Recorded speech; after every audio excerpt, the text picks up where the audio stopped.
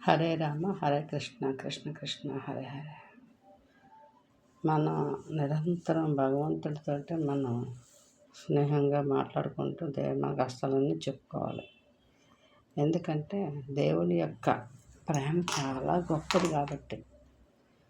కృష్ణుడు పరమాత్ముడు తన యొక్క చిన్ననాటి స్నేహితుడు కుచేలుడు చాలా కష్టాల్లో ఉన్నాడు అని ఉంటాడనమాట.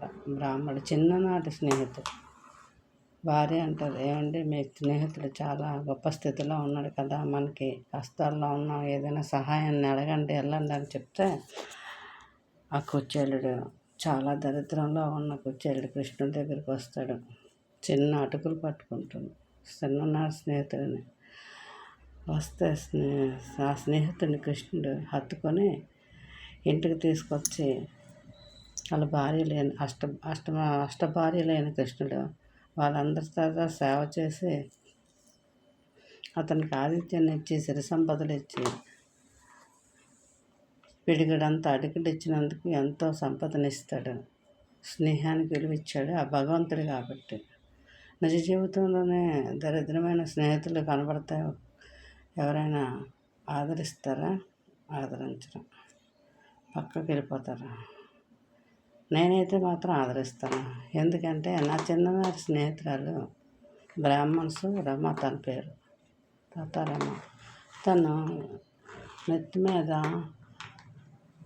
చీపులు నమ్ముకుంటూ వెళ్ళిపోతుంది. నేను చూసి నా స్నేహితురాలు కదా, ఇది చిన్ననాటి స్నేహితురాలు పరిగెత్తుకుంటూ వెళ్ళి దాన్ని తీసుకొని వచ్చి ఏడ్చేసాను.